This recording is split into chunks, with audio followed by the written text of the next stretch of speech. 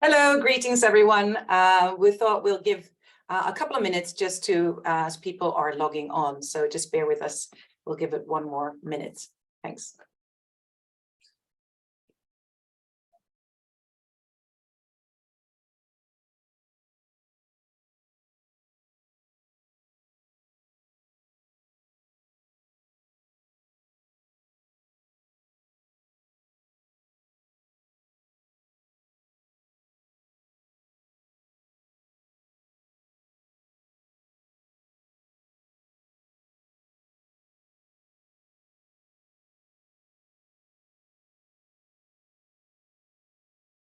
Still joining.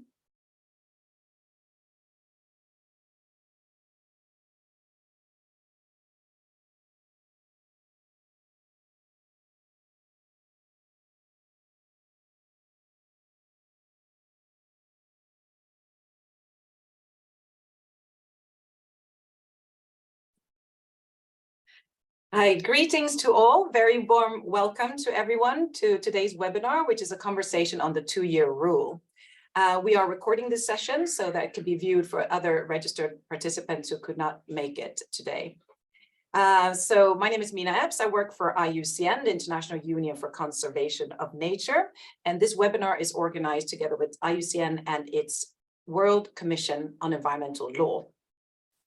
So maybe some of you do not know IUCN. IUCN is an international intergovernmental organization established in 1948. It actually is a membership organization, a union, and it comprises of about 200 state agency members and also civil society organizations, such as environmental NGOs, but also indigenous peoples organization. So about 1,700 organizations. And together that forms the union together with the secretariats. We also have different commissions, which actually host experts in a wide range of topic, which can be very specialized groups, etc. So IUCN also has a permanent observer status at the United Nations General Assembly, but also is an observer to many of the multilateral environmental agreements. So with that, we are here today to really talk about deep sea, the deep sea, and deep seabed mining have a conversation about the two-year rule. So I think it's very timely to have this conversation. The ocean, as you know, is really at the top of the agenda politically, but also publicly. And I think that this has really come about, like last year was what we call the ocean super year. There was a lot of commitment and pledges made towards the ocean.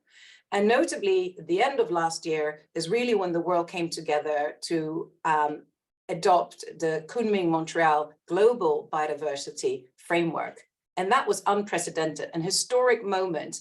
Then the world states come together to agree to protect, amongst other things, but the boldest and most tangible target was to protect at least 30% of our planet. So the land, the coast, and our seas. And it didn't stop at national borders. It also includes the whole ocean, so in the areas beyond national jurisdiction. And of course, that was followed by another historic moment, which was the BBNJ Treaty, or the High Seas Treaty, which is really sets out to be the third legally binding treaty under UNCLOS, United Nations Convention on the Law of the Sea. And it really strengthens to look at how do protection of biodiversity beyond national jurisdiction, the conservation and sustainable use of marine resources. So this is really the high time. And last year we had another agreement, which is the WTO agreement to end harmful fishery subsidies. This is still yet to be ratified by more states so it can enter into force. So there's still a lot of unfinished business, and ongoing and starting in Paris next week is the second round of negotiation for the plastic treaty. So there is a lot of reason for us to be optimistic, and we are gaining attention and public awareness as well about the ocean. My name is Minna Epps, and I work for IUCN, and I looked after the work we do on our ocean. And when I first joined and actually got introduced to the topic of deep seabed mining, it wasn't really a well-known topic. And at the recent World Conservation Congress, which is really where IUCN's members comes together and vote on motions that has been put forward by members, state members and civil society. And one of the most discussed resolution was really a resolution to protect the deep sea ocean through a moratorium on deep seabed mining. So that was voted through, and almost 40 states voted in favor. Okay, but a lot of things have happened since, and gaining a lot of momentum. But at the same time, we're really worried about climate change and this triple planetary crisis. We are talking about there's ongoing negotiations at the International Seabed Authority on potentially, well, talking about a mining code for potential deep sea exploration and exploitation. So we know that it has been more publicly aware, but I think one of the key triggers that increased attention on this topic was really due to June in 2021, when an invocation by the Republic of Nauru of a treaty provision known as the 2-year rule. This is the subject of today's webinar, and we will come back to this shortly with our expert Pradeep. But just to kind of contextualize that this resolution, what the International Union's members is calling on is really calling on all state members individually and through relevant international fora to support and implement a moratorium on deep seabed mining, issuing of new exploitation and exploration contracts, and the adoption of seabed mining regulations for exploitation, including exploitation regulations by the International Seabed Authority, unless and until rigorous, transparent impact assessment have been conducted, the environmental, social, cultural, and economic risk of the seabed mining are comprehensively understood, and the effective protection of marine environment can be ensured. The precautionary principle, ecosystem approach, and the polluter pays principles have been implemented, and policies to ensure the responsible production and use of metals, such as the reduction of demand for primary metals, a transformation to resource-efficient circular economy, and responsible terrestrial mining practices have been developed and implemented. It also actually calls for public consultation mechanism to have been incorporated in all decision-making processes related to deep seabed mining, ensuring that effective engagement, allowing for independent review, and where relevant, the free, prior, and informed consent of Indigenous people is respected and consent from potentially affected community is achieved. And finally, to promote the reform of the International Seabed Authority to ensure a transparent, accountable, inclusive, effective, and environmentally responsible decision-making and regulations. So this is IUCN's resolution. It means that this is our policy, and we've been tending the ISA as an observer for many years. And quite recently, Pradeep, you joined also the IUCN delegation as an expert. And today we are going to, the format of this webinar was really to have a conversation. Some of you listening to this, it's not new to you, you know both IUCN, but also Pradeep Singh is not a stranger to you. He's a well-known figure at the ISA meetings and has done several publications. But in this format, we'll have a conversation. We have several questions for Pradeep, but the main thing is really to leave ample time for the audience to ask questions. And even if it's a question that I have asked, if it wasn't clear, feel free to ask the same question again. So without any further ado, I'd like to introduce you, Pradeep. Really nice to have you here with us. Pradeep Singh is a fellow at the Research Institute for Sustainability in Potsdam in Germany. He has worked on the topic of deep seabed mining for the last 7 years. He has a legal background, and his academic qualifications include, amongst others, but also degrees from Harvard Law School and the University of Edinburgh and the University of Malaya, which is in his home country, Malaysia. So Pradeep, we're really pleased to have you here. And I'm also very pleased to announce to all our listeners that Pradeep is currently nominated for the Secretary General's Excellence Award of the International Seabed Authority. So really warm welcome to you, Pradeep. So how are you today? Hi, everyone, and hi, Minna. Thanks for the kind introduction. I'm doing well and happy to be here and happy to see so many people in the audience. So yeah, thank you. Yeah, it's great. And also to mention that Pradeep has affiliation with IUCN in terms, I mentioned that we have different commissions that host experts. So Pradeep, you're part of more than one, in fact. You are part of the Commission on Ecosystem Management, and you are leading a thematic group on deep seabed mining. You're also the chair of the Ocean Law Specialist Group of the World Commission on Environmental Law. And it's with this capacity as an expert that you're here today to offer your insight, intel, and expertise, and to answer all of our questions. Again, thank you for joining us. And why don't we kick off? Let's start really kind of debunking and understanding what this topic of the 2-year rule is really about. So we're going to speak about the 2-year rule, which is the rule that we're going to go in a bit of a deep dive. But before doing that, maybe you can put in context where there might be some listeners that are not familiar with the International Seabed Authority, what it is, what is its structure and mandate? Yeah, sure. The International Seabed Authority of ISA was established under the UN Convention on the Law of the Sea, UNCLOS, in 1982, but it only came into existence in 1994 once the convention actually entered into force. So essentially it would be celebrating its 30th birthday next year. The ISA has the mandate over the mineral resources that are located on the international seabed. That is to say, seabed areas beyond the limits of national jurisdiction. And in this sense, more than half of the global seabed area is actually beyond the limits of national jurisdiction. So it's quite a big space. When we say the ISA, we're actually referring to its member states, which as of today is 167 states and the European Union, so all parties to the convention. And it's this member states who collectively decide how to organize and control the exploration and potential exploitation of these mineral resources that are found on the international seabed area. Exploration work has been going on for some 2 decades now for 3 resource types, so nodules, sulfides, and crusts.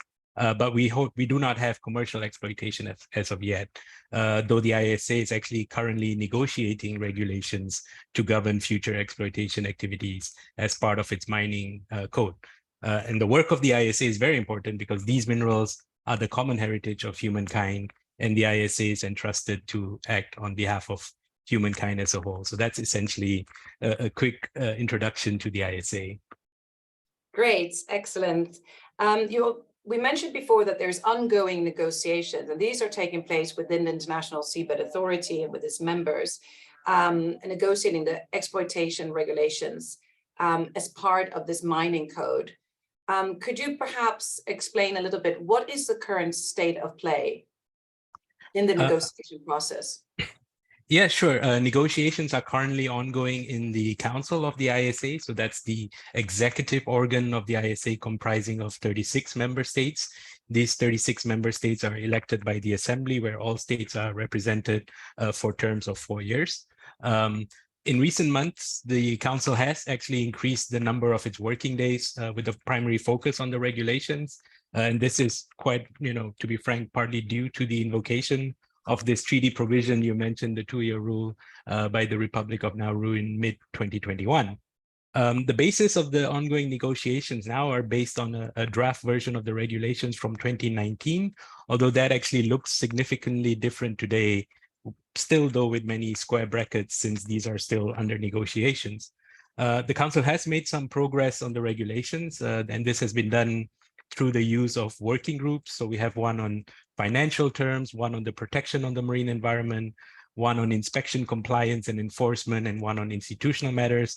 And for other provisions that are beyond those working groups, those are dealt with by the plenary through the President's text. So the current state of play is that the facilitators of those working groups, as well as the President of the Council, they are now preparing revised texts for the continuation of negotiations in July, which would reflect the discussions that took place in the last meeting in March and incorporate all the written textual suggestions that have been made, which were due earlier this month. And so these suggestions would be brought into a new revised set of texts that we would then sort of continue negotiating on in July. So that's where things roughly stand.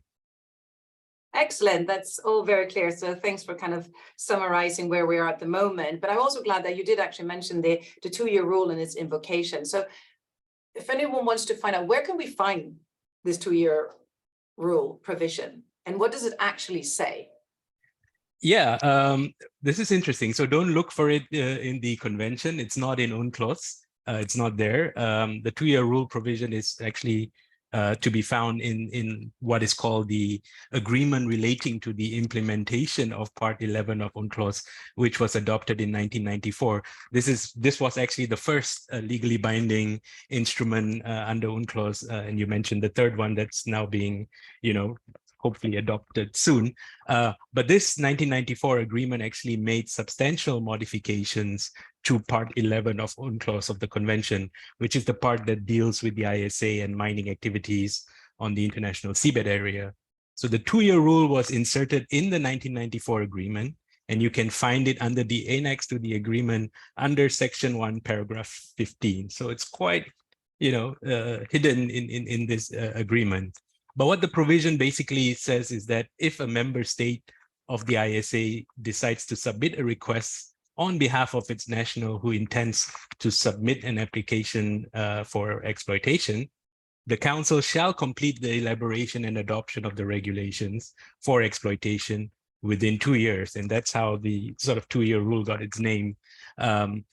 The provision goes on to provide that if the Council is not able to complete the adoption of the regulations within this prescribed time, the Council would nevertheless have to consider and provisionally approve any pending application, notwithstanding the fact that the regulations themselves are absent.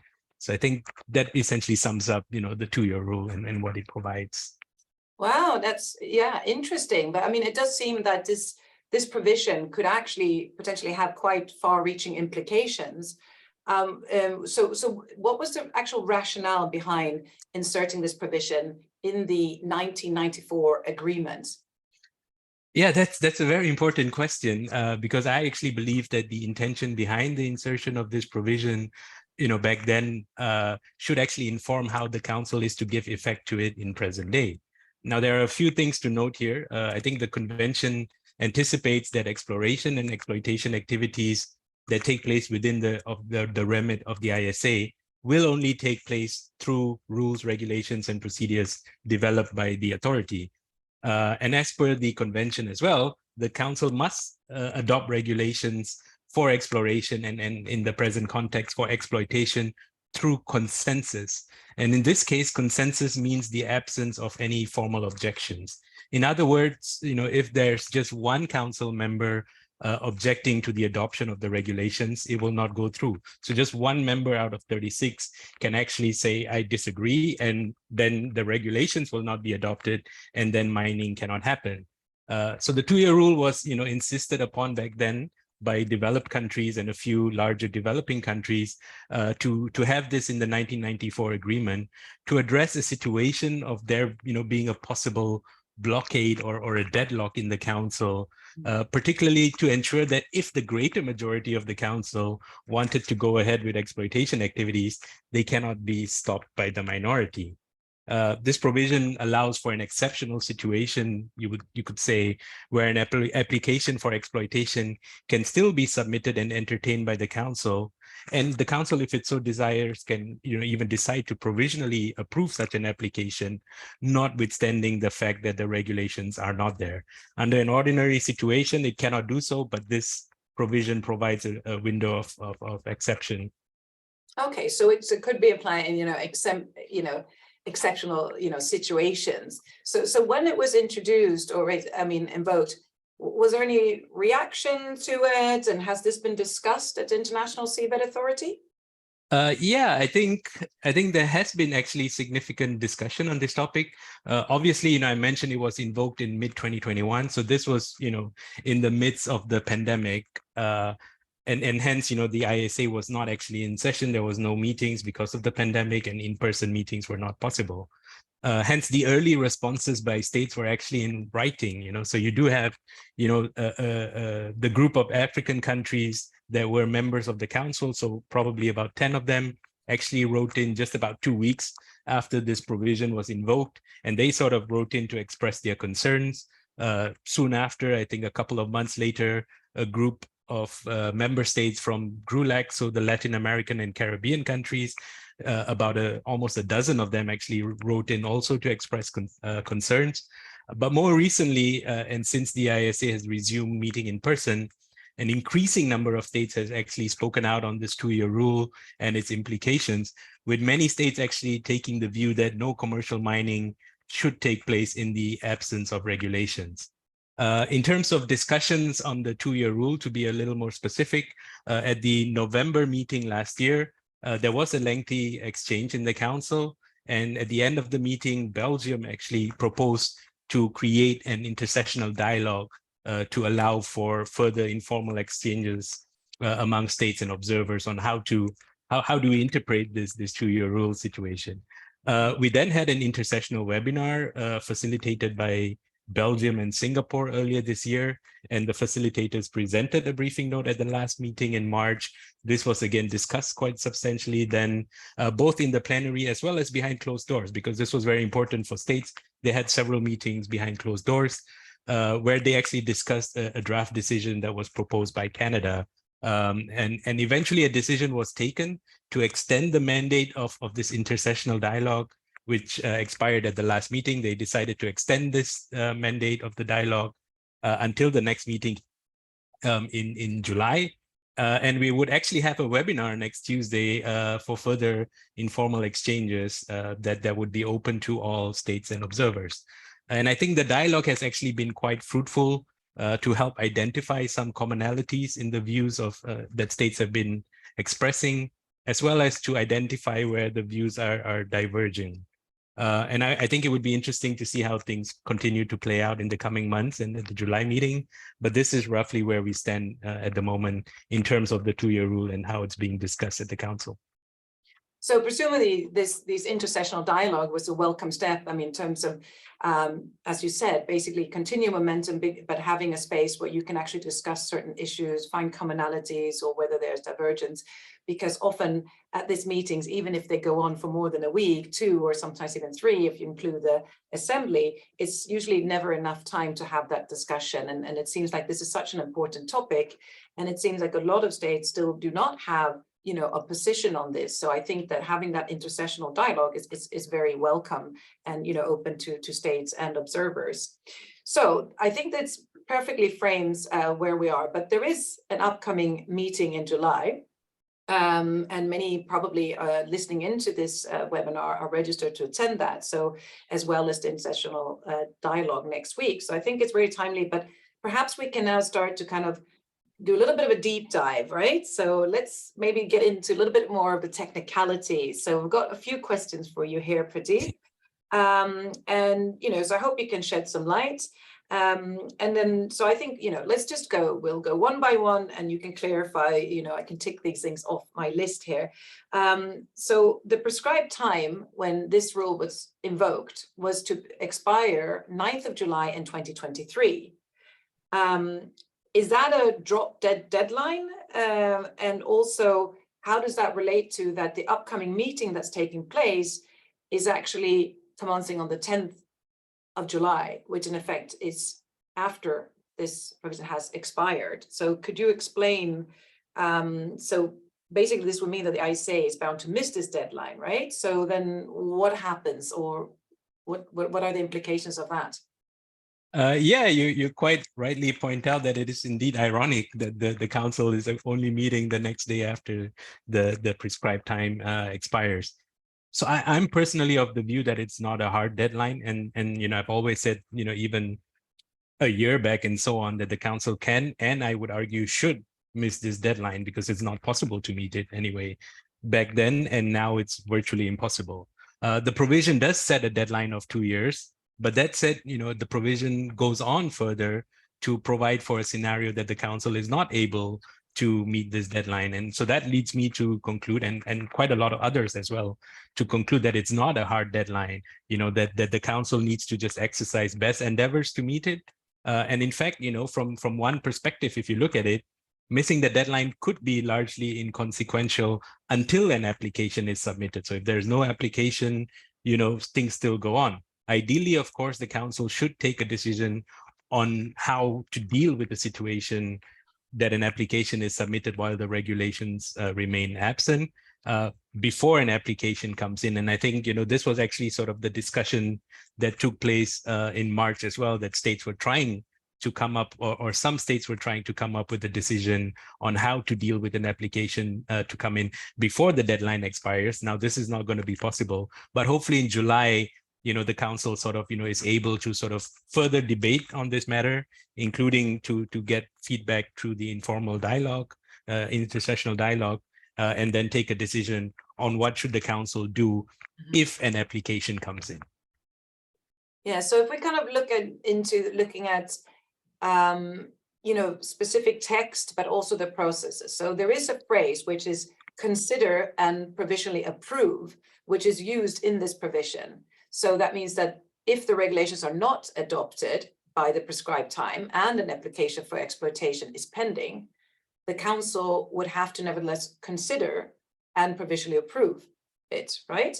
Notwithstanding the fact that the regulation are absent. So how does this process work? Is it an automated process or?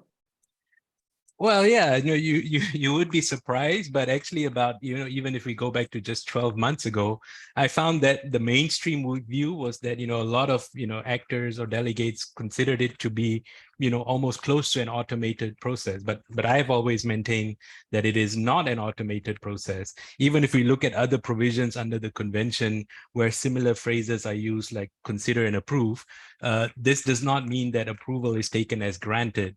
But anyway, I think by now, just about all states have sort of broadly agreed on this point, that approval is not automatic. And the reason why I can say this with some degree of confidence is that this was actually one of the outputs that came out from the intersessional dialogue, where there seemed to be a convergence of views on this point, that an application does not necessarily have to be approved. It can be rejected. Okay, so then this basically means that, an application can be rejected. So if one were to submit an application, what's the process and how would that work? What would be the role of the ISA once they receive an application, whether to approve or reject it? This is essentially, I think, the one critical question that the intersessional dialogue is hoping to, I guess, try and answer. Perhaps one of the more sticky questions that the council would have to try to resolve as soon as possible. Now, essentially the debate lies in whether or not a subsidiary body to the council called the Legal and Technical Commission, so an advisory body with 41 members, whether or not this Legal and Technical Commission, or LTC, plays a role in the process. The 2-year rule itself does not provide us with much light on this matter, so the provision itself only speaks to the council, but it also does not explicitly exclude the Legal and Technical Commission.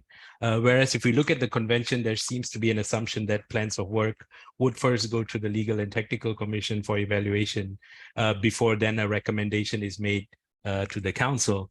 Now, there are reasons why, the Legal and Technical Commission should be involved. For instance, it is the advisory body. There will be confidential information in the applications and so on. But there are also reasons to sort of speak to, perhaps under this 2-year rule, maybe the role of the LTC needs to be further clarified. And this is important because it has repercussions in terms of the voting rules at the council. So for instance, if the Legal and Technical Commission does not play a role, or if it only plays an informal role, then arguably the decision would have to be taken by the council just as a matter of substance. Essentially what this means is that, the decision shall be taken by a 2/3 majority of the members present and voting, as long as such decisions are not opposed by a majority in any one of the chambers of the council. So the 36 states are divided into 5 groups and 4 voting chambers. It gets a little complicated in that extent, but I won't go into detail there. But I want to come back to the possibility that the Legal and Technical Commission does play a role, a formal role, and then the voting rules of the council would change. It depends on the nature of the recommendation given by the Legal and Technical Commission. So for example, if the Legal and Technical Commission recommends to approve an application, then the council shall approve the application unless by a 2/3 majority of its members present and voting, including a majority of members in each of the chambers of the council decides not to approve it. But if the Legal and Technical Commission recommends, let's reject this application, or very importantly, if it gives no recommendations, which is an option, the council can still decide to approve the same as a question of substance, but otherwise it would not be approved. So to sum it up in more simpler terms, if the Legal and Technical Commission is involved, and if it decides to recommend approval, then we would actually need a very significant majority of council members to reverse that decision, that recommendation. But the voting threshold is less demanding if the commission is involved and recommends not to approve an application or to give no recommendation. And there are a growing number of states that say that, you know, the 2-year rule is so exceptional, it has far-reaching implications that we need to step in and we need to sort of clarify what role the Legal and Technical Commission plays. And perhaps in a situation where the regulations are not there, perhaps it's not appropriate for a positive recommendation to be given. So that's where things stand. And that's what we are going to, I guess, discuss next week in the dialogue. Yeah, that was actually going to be one of my questions, basically. How should the International Seabed Authority actually evaluate an application in the absence of regulations? I mean, can it delay, can it postpone? So that was so if you can clarify, that would be great. But also for the audience, because you referred to several times about the Legal and Technical Commission, can you say how is that body elected, or how is that established? I mean, who decides who sits in this committee, and what does that process look like?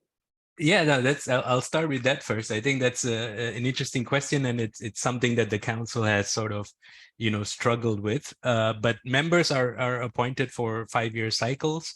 Any state can nominate members. It's the council that would elect them. The main criteria, I guess, is on the expertise of the members. But then equitable geographic representation is also a very important criteria, and from which regional groups the members are elected. But it's the council that elects these members of the Legal and Technical Commission, and this body has significant responsibilities to advise the council, including whether or not to approve an application.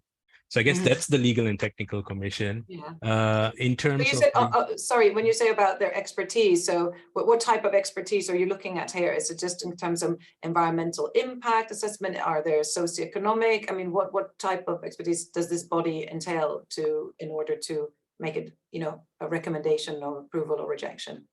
Yeah, no, that has been a recurring theme for debate at the council. So yeah, you have a mixture of legal expertise, for geological expertise, but also engineering, ecological expertise, and things like that need to be represented in this body. And previously, there has been some criticism that there's only just a handful of members in this commission that actually have the environmental capacity to assess applications, and that we should sort of increase the representation of members that have more ecological and environmental expertise. Excellent. Okay. Yeah, I can tell this is probably one of your favorite topics, right? So, okay. But before we kind of go further and open up for questions, so let's take the scenario that suppose the council decides to approve provisionally an application for exploitation. So what does provisional approval mean? I mean, will mining then commence, or what does a provisional approval, what does it mean? Yeah, okay. Wait, first to come back to the question that I didn't answer. Oh, you didn't answer. About how to evaluate an application in the absence of regulations. Well, yeah, no, I think that's a near impossible task. I mean, if indeed we are going to evaluate it in a responsible way, I think there is a requirement to ensure that the provisions of the conventions are complied with, but we have very broad provisions, like, for example, Article 145 that speaks on the need to ensure the effective protection of the marine environment, but that still needs to be operationalized. And the way that is being operationalized is through the regulations. So to actually evaluate an application in the absence of regulations would essentially sort of deprive the opportunity to have mechanisms to operationalize broad provisions in the convention. So in this sense, it seems inevitable that the council would need to develop a set of procedures and evaluation criteria. And I think this could be done through, issuance of directives or guidance to the Legal and Technical Commission, if that body is going to play a role. But there have been, exploration has been going on, and so there must be some regulations for exploration. Can those not be applied to the exploitation, or are they not rigorous enough? Or so there must be some regulations in place. Well, I think they could be used as reference points, but they are not essentially speaking to exploitation. So for instance, when we come to exploitation, there is the need to submit environmental impact assessments. There's a need for an environmental management and monitoring plan. These are all the components that we're discussing now under the mining code. And these are completely absent from the exploration, or to a large extent, absent from the exploration regulations. So to rely on that to approve an application for exploitation, that's just, that doesn't make much sense. And finally, to the point on whether consideration can be delayed or postponed, that there is a provision in the convention that says that the authority needs to start the consideration of an application within 4 months of receiving the application, but there are no specifications on how long this process should take and when it should be completed. We know that the Commission can request for more information, and this can take time. So in theory, a delay or postponing the approval of a process of an application is something that is possible and can be justified if the rationale is that we need to wait for more directives or even the regulations to come in so that we know what to do. So I think the final then question was really about, if the council decides to provisionally approve, does that mean that it can go ahead or not? If you can answer that. And then in the meantime, the audience can think about the questions and post them in the Q&A. I can see we have some already. So, yeah. Yeah, that's also one of the big uncertainties that remain. So in my view, even if a plan of work is provisionally approved, that doesn't mean that mining can already commence. I think the convention is very clear that we need to have a contract in place for this purpose. And it's also through the practice of the ISA that a contract should not be concluded without the regulations. Even if we look back into the exploration regime, when things first started in the late 1990s, plans of work for exploration, they were approved, but the contracts could only be negotiated and concluded after the regulations were adopted for polymetallic nodules in the year 2000, and only then the contracts were negotiated and signed. So if the council is indeed minded to provisionally approve a plan of work, it would need to set out the conditions and parameters of such approval and what are the next steps. So to answer your question, yeah, I guess my answer is no, that the provisional approval of plan of work does not necessarily mean that mining will start, and then the council can still delay. Okay, so that's great. So we have some questions. Now, it may be that these were posted before and you might have answered these already. So we can go through them one by one. So one actually says, good day. I hope you agree that the 9th of July is not, would you agree that the 9th of July is not a hard deadline and it's rather a symbolic deadline if there is no application? And I think you have answered that in saying that it's not a hard deadline and the council could decide to prove that. But then, and it also states that even if there is an application, the proposal has to be forwarded to the LTC and follow a long period of analysis by the LTC before it goes to the council, right? Is that correct? And if that is the assumption, it means that it's not something that is immediate or automatic. Yeah, I think, yeah, as I explained, yeah, this is true, yeah. Excellent. Okay, next question is, would you agree that there is a long process and we should not go into panic since the possible approval for exploitation is not automatic. And additionally, there is no appropriate legal framework for approval. Hence, again, agree that eventually the LTC would reject an application in the light of absence of proper legal framework.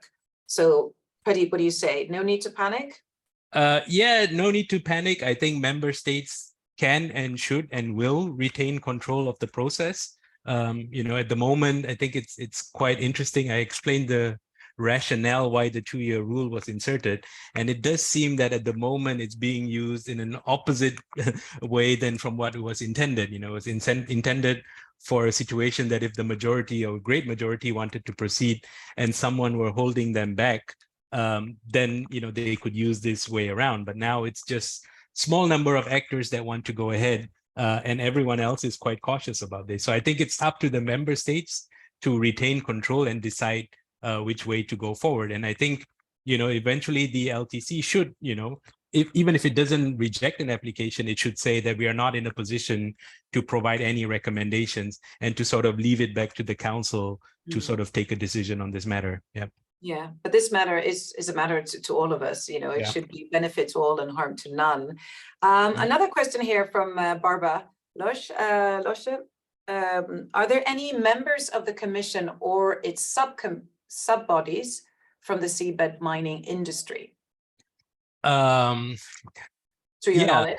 To my knowledge, well, not directly working for private sectors. So you do have some that work for state-owned agencies that happen to also hold contracts with the ISA. And so in this sense, maybe you would have about maybe 5 or a bit more members of the commission that happen to work for state-owned agencies or research institutes that might actually hold an exploration contract, but none from the private sector as far as I'm aware. Yeah. Great. So there's another question here from Lori Usmunsen. At the March 23 ISA session, a representative from the Nauru delegation said that Nauru will not entertain submission of an application for exploitation by its contractor this July upon expiry of the 2-year rule, so as to allow time for the exploitation regulations to be completed without undue pressure. Is there a sense in any way, in any of the current intersessional dialogues, that states might agree, at least informally, to voluntary pause submission of any applications? So while you think about an answer to that, it's basically also to think about, having invoked this provision, do they have an obligation to submit or sponsor an application? I mean, I think that would be good to clarify. Yeah, perfect. Well, I think the delegate from Nauru, just to sort of be clear, from what I understood, the intervention to mean is that there is a commitment to not submit an application until the July meeting comes to an end, and then they will consider their options. So I guess, this was also sort of an intervention that was made bearing in mind that, there was the potentiality that the regulations could be adopted in July or something could be adopted in July, which seems unlikely. To the question that you you asked, and I think that also relates to Laurie's question, it is hard to say if an application will be submitted when the deadline expires and the regulations are still absent. But I would say this, there is no legal obligation on the part of the state that actually make the request to actually follow through and sponsor an application after the prescribed time expires. So just because Nauru invoked the 2-year rule does not mean that they would need to follow through now and sponsor an application. They could obviously say that, we want to wait. So I think that is something to be borne in mind, because an application will not be valid unless there is a sponsoring state, an eligible sponsoring state that's willing to sponsor the mining entity. And this state needs to accept the obligations and responsibilities under international law that comes with that. So I would say, the regulations are there for many reasons, but I think one reason it's there is also to sort of outline the parameters upon which the obligations and responsibilities of states will be drawn from. Sponsoring an application in the absence of regulations is a very risky endeavor.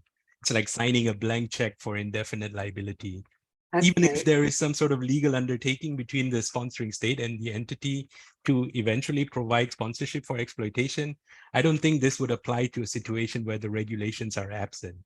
And apart from liability reasons, I think a state might even want to avoid reputational harm, especially if it's very obvious that states are conspicuously negotiating the mining code, but need more time and knowledge. So I guess there is, an opportunity for states to agree informally, that none of them would submit an application, and in this sense, I guess, achieve what Laurie's question is trying to get to. Yeah. Excellent. Okay, so you touched a little bit, you talk about, writing blank checks and also about risk. Here's a question, but actually by Juan Walsh. So what kind of financial safeguards for mining activities are being considered by the council? Great question. Yeah, no, I think that's a good question. So on the one hand, there's discussion now going on about the financial terms. So how much contractors would have to pay the ISA for their mining activities. But in terms of financial safeguards, there are requirements for insurance, there are requirements to lodge an environmental performance guarantees, and there are also requirements to pay into an environmental compensation fund and things like that. These are all still under negotiations under the mining code. But indeed, I think this is an important question in the context of the 2-year rule, that, as I mentioned earlier, that the council can decide to attach conditions if it is minded to approve an application.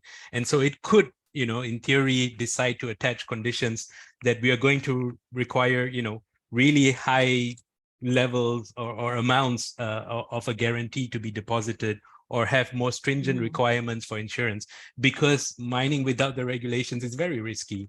And so these are some of the conditions that the council could think of if it is indeed going to decide to provisionally approve an application. So that also falls in the discussion of, the liability. But indeed, I mean, it seems that, the financial mechanism have to basically ensure that it's equitable access and benefit sharing, should it goes ahead in terms of the benefits of these marine resources. So that seems to be a very important part of this mechanism. Absolutely, absolutely. And that's something that we haven't really started debating at the council, the mechanism for equitable sharing of benefits. And some countries have sort of, made an emphasis of this and sort of saying that it's not just the regulations that we need to adopt before mining can happen. We also need to agree on other things like benefit sharing. We need to know what states stand to receive if mining commences. And if this doesn't look attractive, then why are we, sort of undertaking this activity that might, leave us with more burdens than benefits.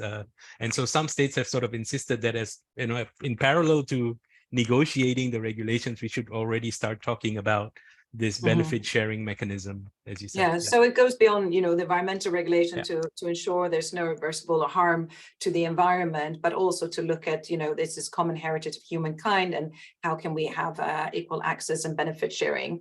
There was another question which I seem to have missed, which was with the exploitation coming so soon, what is the state of the discussions in the enforcement and inspection working group regarding who will be delegated to enforce the requirements of the draft regulation? Now, that's an excellent question, because we're talking about, the area, which is, far out at sea and very deep. So whose responsibility is that in terms of how do you deal with enforcement? Yeah, I like this question. It's an important one, because it should not be sufficient to just have regulations on paper and then nothing to sort of ensure implementation and enforcement, especially since, activities are going to be taking place, on the international seabed, which is really far out and not easy to get. So in this context, the working group on ISO, inspection, compliance, and enforcement, has sort of been discussing the mechanism to go about with this, on how to sort of verify what contractors submit to the ISA, as well as to check on what they're actually doing. So there is discussion on how would the ISA appoint inspectors that would go and inspect contractors and their activities on site. And there has been a proposal by significant number of states to sort of create a new compliance committee at the ISA, so a body specifically tasked to look into compliance and receive reports from inspectors in cases of non-compliance to actually take action against contractors, including to decide, what would be an appropriate form of enforcement, and then make recommendations to the council to actually take such decisions. But this is a very important point that needs to be resolved, and it is, being dealt with under the ICE working group. Great. I'm really happy you're keeping up the speed, because we have some more questions for you, or the audience have. So this one's from Murray Roberts. What if any implications does this have for the ratification and implementation of the High Seas Treaty? So you mentioned the Third International Legally Binding Treaty, BBNJ. Can you maybe talk about the differences? Because I think this is a question people would like to understand, how would they interact and which proceeds over what? So please go ahead. Well, you would be a better person to answer this question given your influence in the BBNJ sphere, but I'll give it a go. So the BBNJ agreement, in some sense, of course, needs to first be adopted. It needs to be signed and ratified and come into force. And there are some provisions that in the BBNJ agreement, sort of, requiring it to not undermine other sectors and other regional bodies that operate in areas beyond national jurisdiction. But I think there will still be, the need to ensure coherence across all bodies and actors, especially if we are talking about ABMTs, area-based management tools. I think there needs to be cooperation between the BBNJ COP and the ISA to sort of ensure that measures taken under one forum is sort of respected and given effect to by another forum, and things like that. But again, yeah, something that remains to be seen. Definitely, there is states at the ISA are alert of this. So at the last meeting in March, quite a few number of states actually came out and said that, oh yes, we have the BBNJ agreement now, and how do we ensure coherence with the ISA?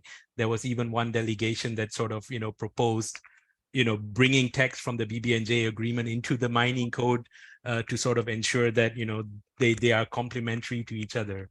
So indeed, there are some implications, something that we need to look into more. And I think the IUCN might be working in this space a bit more as well. Yeah, no, but I think very, very well. And I think that, you did allude to the fact that this text has been agreed, right? It hasn't yet. It's hopefully being adopted next month and open for signature. And that's, we want to make sure that it does enter into force. So that's at least 60 states ratifying. And I say at least because we want a universal treaty. And I think that, it really has the opportunity as a platform to foster and enhance, provide a platform for cross institutional collaboration, but also between different sectors. As you know, I mean, deep seabed mining could well have an implication on fisheries in the mesopelagic, etc. But it's always been stated that, the BBNJ treaty should not undermine, but it should actually seek to strengthen existing bodies that might have failed to actually adequately, conserve and promote sustainable use. So inevitably there have to be collaboration between these different bodies. So if you're looking at the whole ocean governance, so that is very important, and there will be the modality for how that cooperation would look like, and collaboration, I think, is still also yet to be defined, but all very promising, and we should all be racing for ratification. So there's still questions coming in, so I'll just race on here. What happens if our RRPs are not adopted and application is submitted and the LTC approves it? You kind of talked about this a little bit before, but it was probably more in the light of there's no regulation, but and what happens then if the LTC approves it? Well, the LTC doesn't approve it. It recommends to approve it. Yeah. So it comes to the council. As I explained, the voting rules, it would be quite difficult for the council to reverse that recommendation, but not entirely impossible. But even if the council agrees with the recommendation and decides to go with the approval, that can only mean provisional approval. And this means that it's temporary. It needs to be revisited. and states have sort of, come to or are coming to a convergence that once the regulation comes into force, this provisional approval would need to be reviewed and then decided upon on whether or not it should be confirmed into a final contract. So that's essentially where it stands. And I guess a final quick point to add is that in approving the application, the council can decide to attach whatever conditions it wants on such approval and set the parameters of that approval. Oh, great. So that triggered again another question. So is it likely that one of the 36 council countries block the adoption of RRPs in the near future? Yeah, no, it's very likely. For example, if something is tabled for adoption in this July, that quite a number of council member states are going to raise a formal objection, and then it won't go through. So that's very clear. And I think also in November, we would also sort of see this. If something is tabled and we are not ready, or the council members are not ready, then there will be formal objections. And as I said, we need consensus. And in this case, if it's just one formal objection is enough, but I'm sure we'll see a lot more. Great. So again, they want to hear more from you, Pradeep. So they want to know, what are your thoughts on the global movement for a moratorium? From my perspective, I think this is important. I think we need to have it now. I think there's no two ways about imposing a pause or a moratorium on this, especially for lack of scientific knowledge at this point in time to be able to responsibly go ahead with mining activities, but also for so many other reasons, like we just talked about benefit sharing, and that's not something that has been debated and agreed upon. There are also institutional issues at the ISA that we need to address, perhaps have some reform, including like on inspection and enforcement and compliance. And this new suggestion to have a compliance committee is something that we need to think about if the ISA is really going to enforce things like that. So I think it's definitely necessary to put mining on hold right now, whether we call it a pause or a moratorium, but definitely it's something to consider. Okay, great. Thank you so much. And also comments here showing their appreciation for this conversation. Next question, what do you expect the best possible realistic outcome could be from the webinar next week and the council meeting in July with regards to the 2-year rule? Could the assembly play a role here too? So people want to know, they want to look into their crystal ball, but also to be realistic and basically think about what can the assembly do? What part can they do? I guess to the first part of the question, the webinar, the intersessional dialogue, I think, for me, what would be really useful is to sort of make it more clear where states actually stand, and perhaps we would see a lot of states actually standing in one corner, and only a small number of states, standing in another corner. And I think that would be important, because it's important to sort of, show that, perhaps some views are not widely shared, and that would bring states, I think, to come closer on the table to find a solution in the way to move forward. We might even see, if not in July, but maybe soon after, the possibility of a request for an advisory opinion to the International Tribunal on the Law of the Sea to perhaps provide some legal clarifications on this 2-year provision that we talked about. And the tribunal could be in the right place to provide some guidance as to how the council should interpret these provisions. So that could be what we see in the coming months. And the assembly, I think it plays a very important role, and I hope that we do have an agenda item perhaps, and even lengthy discussions at the assembly, because the council is just 36 member states. All other member states, including council members, are in the assembly. And I think it's very important that we have a discussion in the assembly so that the council is aware of how other non-council members, what are their positions, and so on. Yeah. Okay, so we have a few more to get through. We're almost out of time, but I'll definitely take those questions that are still here in the chat. So get ready to speculate and to make wishes, Pradeep, okay? So here's one from Victor Gaspar, Philo. In hindsight, is it possible that the trigger was pulled simply to assure the metals company shareholders that it would be a safe investment, basically? Yeah, no, and I think it's you know, when in a paper that I wrote recently that perhaps, you know, we can share in the chat, or has been shared in the chat, that there could be several reasons behind this, and I think this could be one of the reasons, because at that point in time we had a company known as Deep Green that was going into a merger and then becoming the metals company and then trading in the US NASDAQ. And that could have been one of the motivations that you know, sort of informed this invocation of the provision. But again, the invocation was done by Nauru as a government. And so, you know, they would have perhaps considered the pros and cons and made this decision whether or not to invoke the treaty on behalf of Nauru Ocean Resources Incorporated, or NORI, which is based in Nauru but wholly owned by the metals company. Yeah. Yeah, and we are seeing changes as well in terms of shareholders dropping out of delisting from deep sea mining minerals companies and shareholders. So that's interesting. So thank you for that. And here's a question for you. So if you could change just one aspect of the current regime, or even the negotiation, what would that be? If you choose one thing, I don't know. Wow. Yeah. I think that's a really difficult question. I think there are so many things that I would like to change. Yeah, no, not able to answer this question. I'll have a think about it, but yeah, perhaps, you know, the general direction of the ISA.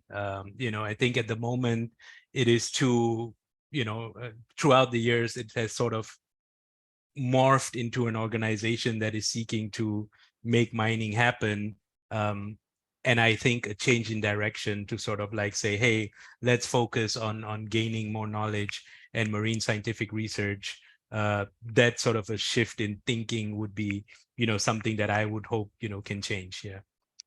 Yeah, thank you very much. And also looking into the future, right? Times are also evolving as well. It's appropriate to remain impartial and neutral as an institution, but also again, norms and values are changing, and as well as public opinion.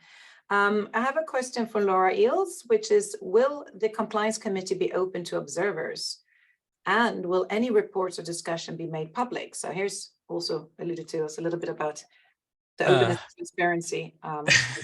Yeah, it's too soon, because, you know, it's just a proposal at the moment to create a compliance committee, and we haven't, or at least the modalities are yet to be discussed, and it's still unclear if the establishment of a compliance committee has the support of the majority of the council. But I believe the intention definitely is to make the process more transparent, and reports would be shared and made public, because the reports would be council or documents that are submitted to the council. So in that sense, yes.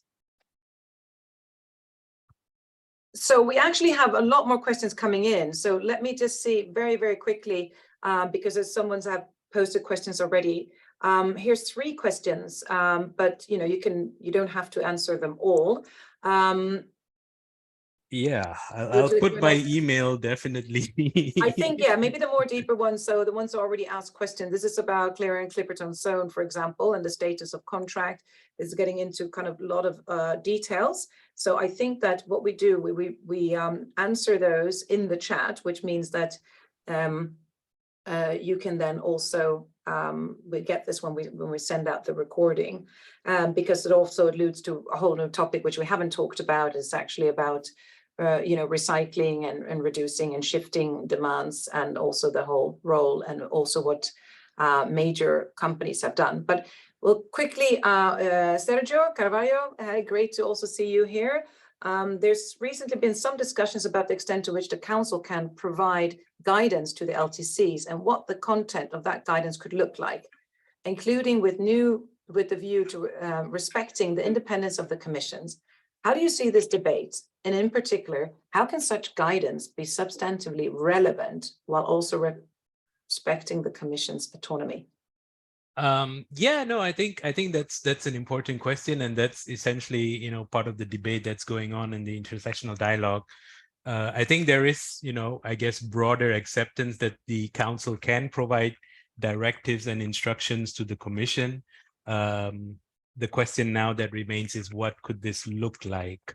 And that's something that we need to sort of discuss at the council. But it could be, for example, that, a directive that, okay, these are the things that you should consider. And if you are not confident that these are met, then you have the option of, it's not the option that you must approve an application, but you also have the option to not approve an application or to give no recommendations. And I think to sort of lay it out quite clearly in terms of like, these are what you need to consider and these are your options. That's something that should not really undermine the responsibilities of the commission. But I think it's important to bear in mind that the commission works for the council. It's a subsidiary body. And so not providing guidance to the commission in this situation where it's unprecedented could actually be irresponsible. So I wouldn't look at it at that way, like, how can you leave the commission without any sort of guidance, because the convention anticipates that the commission evaluates applications and whatnot, but the council and the assembly provides the regulations for it to work on. And in this case, without the regulations, what should the commission do? And I think this is where it would be responsible for the council to step in and provide clarity. Okay, great. I was worried how we would fill this hour, and we've now gone over the hour and the questions keep coming in. We just had input here from Scott Hedges, basically reminding us all that the Antarctic Treaty System has legal jurisdiction over the seabed in the Antarctic Treaty Area, and there is currently a ban on mining. So thank you again for reminding us about that. And then, would a moratorium hurt the ability to collect more scientific knowledge? Yeah, no, I don't think so. I think, indeed, to some extent, we have, in the past received quite a bit of scientific discoveries through contractors and their work from exploration. But things have started to shift, things are changing, and there are more, activities going on that are really in terms of pure scientific research. And so I don't think so. In fact, I think if you are imposing a moratorium with the clear aim to reduce knowledge gaps, then that could actually spur the development of more scientific knowledge as well. And I think, the European Union, the European Commission, they're allocating more and more funds for deep sea research. A lot of philanthropies are coming in. So I don't think a moratorium would hurt the ability. I think that's a misconception. Yeah. And will not be the case in the end. Yes, so we'll just stop. So I'm just going to do one more thing, one more question, which is the feasible. Do you see it as a possible lawsuit from a sponsoring state or company if a moratorium is indeed implemented? Yeah, no, I think exposure to litigation, that's quite likely either way. So, for example, on the one hand, if the council decides to reject an application in the absence of regulations, or if it decides to impose a pause or moratorium and thereby prevent the consideration of an application, there will, of course, be some actors that would decide to litigate. But commencing litigation doesn't mean that the litigation would be successful. And I think there are good reasons for the ISA to take such a decision. And indeed, if you're saying, you are not in a position to ensure the effective protection of the marine environment, states can take this decision. And again, the ISA is not one individual state, it's a collection of states. And so if states collectively decide this is not a good idea, sure. But on the other hand, even if the council decides to go ahead, says, okay, we will provisionally approve an application in the absence of regulations, there might be a group of states that would say this is not right. And they might then legally challenge this decision to approve an application in the absence of regulations. And I think the ISA should be more concerned about the latter instead of the former. Excellent. So there's a question here which not really posed back to you, is really looking at what can the international bodies do in order to basically seek out best practices on how to set up this compliance committee. And in terms of what IUCN's role is in this is really to provide independent legal and scientific advice, but that's also during the negotiation process. But as you move into the next step, there can also be a whole sweep of guidance. And we know, for example, from the BBNJ, agreement now, it also needs to be really looking at, how do you build appropriate institution, and what does good look like in these different committees, whether it's for compliance, finance committees, scientific committees, etc. So there is lots of experience and best practice to draw from on that. So, and I think with that, we've gone over a bit of time, so but it was really great, and we'll make this available to all. I think that one final thing that we were looking at, we didn't really have time to discuss, that there was also recently a legal opinion issued, and that's basically whether, in some way, the ISA could be exposing itself to kind of litigation and what those win. But maybe we'll have to do another episode on that, and that's a full discussion. We recently had an event on that. And so probably final question for you, Pradeep, which I think everybody's on this call, they are been looking and listening with interest, and a lot of people on the call will be going to ISA in July. So what do you see happening in July? What can we expect? Final question. And then yeah. Let's see how things progress with the intersessional dialogue. I hope states, understand the gravity of the matter, and then agree to take a decision on the procedures, and what should the council do if an application comes in. And I think if we can sort of agree on that, come to an agreement on that, that would at least be some success to me. And I guess the second thing is to have a debate at the assembly as well. Being the supreme organ of the ISA, I think it's important to have the conversation there. So really also to encourage the member states of the ISA and observers to join the intersessional dialogue as well, to kind of move this conversation forward. And I'm sure also others are interested, they can also come and meet you in Kingston in July, since you will be there. And once again, thank you so much for your time, your expertise, your commitment really to this cause. And it's also many people that are listening, whether they're part of a delegation, they might be also from civil society, working very hard, engaging in this. And, we've seen a lot of movement. The youth is very engaged in this topic. They feel like this is something that they might the thing in their lifetime that they can actually prevent before it happens. So very engaged from many different sectors, and everybody has really been contributing, different campaigns, awareness raising. So really, really great to see how this is really evolving, and we look forward to seeing you in Kingston. And yeah, all the best in the preparation. Thank you so much, Pradeep, and everyone for listening. Thanks, you. Thanks, Minna. Thanks, everyone. Bye. Bye.